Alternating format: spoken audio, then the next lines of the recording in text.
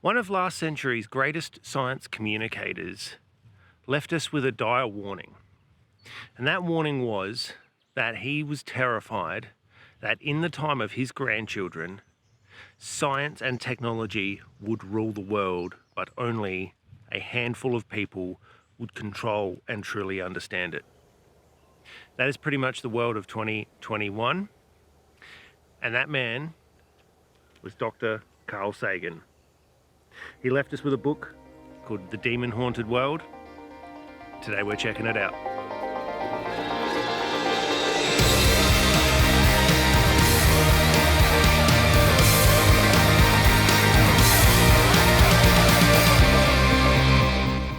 I take a lot of notes while I'm reading these to make them, and I wrote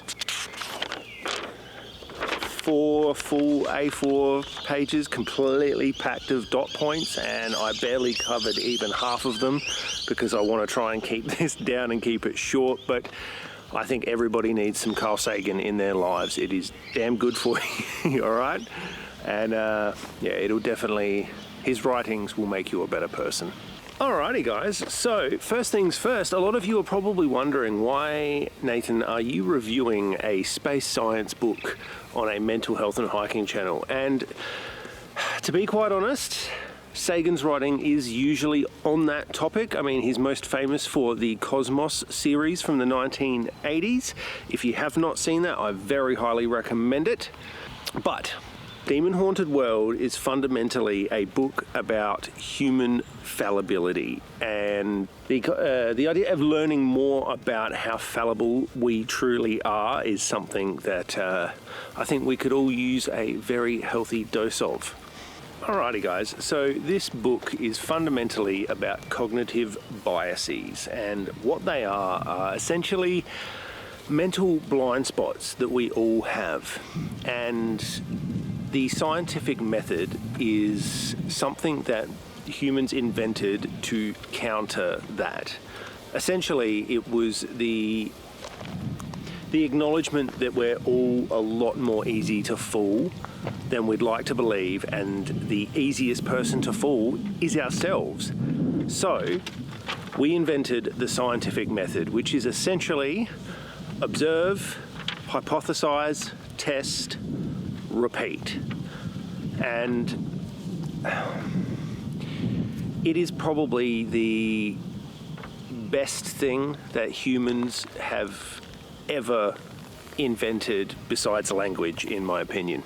Before we had the scientific method, we had a concept called skepticism, and essentially what that is doubt, but as a practice. The start of this book covers the invention and what the scientific method actually is, and how it can be applied in everyday life in what Carl Sagan beautifully termed the baloney detection kit. And it's something that I think we need to apply harder in the social media age, because we are kind of, we've all got a screen glued to our face which is specifically designed in such a way as to manipulate our attention. If you don't know about this, Facebook and Twitter and TikTok, these guys actually employ a bunch of psychologists which have studied human attention spans and things like that, and their previous best work was essentially pokie machines. They designed the modern pokie machine and how they can best capture someone's attention and how they can manipulate the statistics of the win and loss ratio to keep you hooked, right? So all of those people had basically milked the poker machine for everything that they could possibly get out of it, and now they've turned onto social media, which essentially isn't that much different. You know, you're like, ching, ching, ching, it's just instead of that. You know, it's I hope I get this little dopamine hit, and you keep scrolling, and then before you know it, you've wasted 3 or 4 hours of your life. So it is something that is truly terrifying, and very few people really understand how the algorithms of these websites actually function, and how they are essentially they're hacking the human operating system. And there's very few people that understand it, and everybody's glued to it, and now it's kind of, this is how we're receiving our news, and I think that we are setting ourselves up for some horrible situations in the very near future. I mean, we are at the mercy of people like Mark Zuckerberg, who understand how these things function and how they're essentially hacking our perception and our attention to make money, to keep you glued to a device when you could be doing almost anything. You could be learning, you could be out with your friends, you could be going for a hike, but you're not. You're just glued to social media, chasing that next little hit of dopamine. Oh, what's that? So we are in dangerous times, and Carl did warn us about it in Demon Haunted World. I'm not actually going to say the page number, but I've got the quote written down. I have a foreboding of an America in my children's or my grandchildren's time, when the United States is a service and information economy, when nearly all key manufacturing industries have slipped away to other countries, when awesome technological powers are in the hands of very few, when no one representing the public interest can even grasp the issues, when people have lost the ability to set their own agendas or knowingly question those in authority, when clutching crystals or nervously consulting our horoscopes, our critical faculties in decline, unable to distinguish what feels good and what is true, we slide, without noticing, back into superstition and darkness.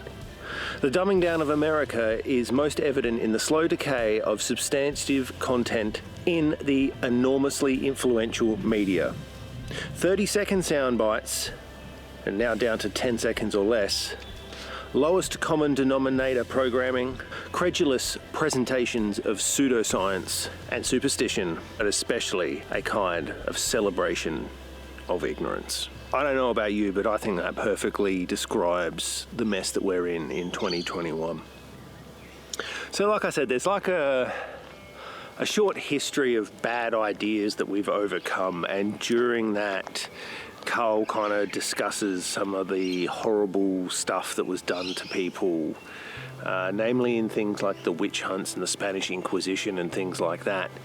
And when we look at these things retroactively, it's quite easy to see that the church was just on this huge power trip, and it was through keeping people stupid and illiterate. I mean, they didn't even have printed Bibles until a couple of hundred years ago, so the masses were just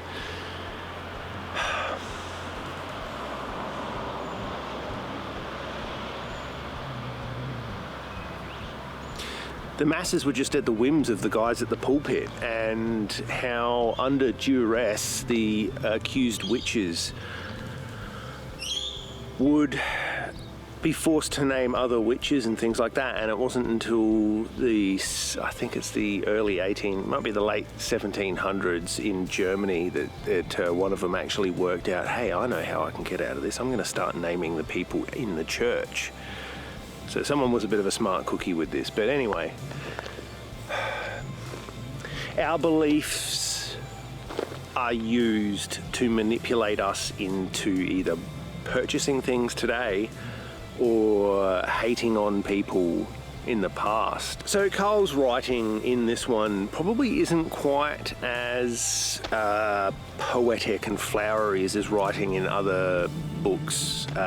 Specifically stuff like the Cosmos series. He speaks in a kind of very elegant, eloquent and poetic kind of manner, because he's discussing the beauty of the scientific method and all the things that we've found with it. But this one is kind of, it's written in more of a direct kind of way. It's still got that kind of classic, like as soon as Carl Sagan, like there's a few tangents where he does start talking about space stuff, and it just bang, instantly clicks into that cosmos-like wonder and awe-filled flowery language, and it is very beautifully written. I'm not ashamed to say that Carl Sagan is one of my favourite writers, and he's probably one of those 5 people throughout history that I'd love to sit down and have a lunch with. Because he was on the money when he spoke about how if there was a religion that kind of really truly embraced science, then it probably could do a lot of good in the world. But it's all these silly beliefs and toxic ideologies that come along for the ride, when really all of them at their core, all they're trying to say is don't be a bad person. And I think there's a lot of people, especially on the internet, where the religious really do seem to think that they have a monopoly on morals, and they really don't. And I've had arguments with people where it's like they really love to, where do morals come from and stuff like that. And it really is truly simple, right? To be a good person, you don't bring more than necessary suffering into the world. And a bad person extremifies suffering in the world. They bring more of it into the world. It's purely that simple. And he talks about the UFO phenomena, and specifically about UFO abductions, and how it's actually very closely related to the medieval concept of demon possession. And essentially, there is a phenomenon known as sleep paralysis, in which, as you are going to sleep and your body is kind of shutting down, your brain floods your nervous system with a hormone which essentially paralyzes you from the neck down, and it's so you don't act out your dreams physically.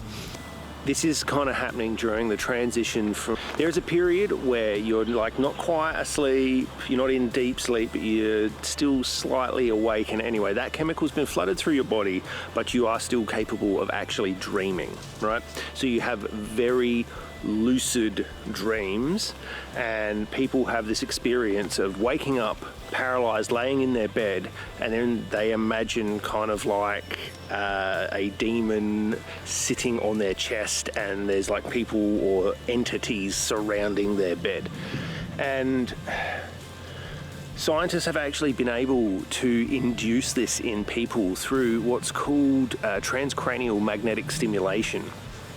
And where they make you wear a helmet which has a very strong electromagnet on one part of the brain, and it beams that energy into your head. And it's actually, I believe it's called the God helmet. Richard Dawkins talks about it. And yeah, it's possible to induce this kind of, this state where you feel like you're almost out of your own body, and it is incredibly interesting. And like I said, Carl Sagan talks about the commonalities between this kind of experience and UFO phenomena, like the UFO abduction stories and things like that. And he also talks about how a lot of them relate to what Freud spoke about in repressed memories, in that how a lot of people may actually be dealing with childhood sexual abuse, and this is how their brain has kind of helped them deal with it. And that is kind of terrifying when you think about it, but it's a lot more common with people than you'd think. And again, this gets back to the whole forming false memories and things like that. So if you don't know how a memory functions, essentially when you recall an event, each successive time that you recall it, you're not actually recalling the event. So I can recall standing here recording this, and then the next time I remember this, I'm actually remembering the last time I remembered it, not the actual event itself. It's a bit confusing, but memory perception is a much more malleable thing than what we really, really would like to think. And again, it's one of the topics that Carl covers in this, and he covers it very, very well. And especially in a time when the science of it was kind of coming into its own. Alrighty, it's time to wrap this one up, guys, and I definitely think that you should check this one out. It is an older book now. It came out in '95, but it is still extremely relevant to today. Like I said, it should be required reading in high school. It will teach you so much about the inner workings and how easy you are to fall, and how to build your own Carl Sagan baloney detection kit. Now, I just want to say I hope you'll have a very good Christmas. There's a lot of people who are really suffering right now with these crazy lockdowns. Well, not lockdowns. They shouldn't have opened the borders, and now people are basically under house arrest. I think we've got something like 20,000 people in South Australia, including some of my family, who are now with their kids trapped in their own houses over Christmas, which is an extremely poor thing to happen this time of year. So take care of yourselves, check in your friends and family. They will need it more than ever now. Go outside, get better, and be awesome, guys. Merry Christmas.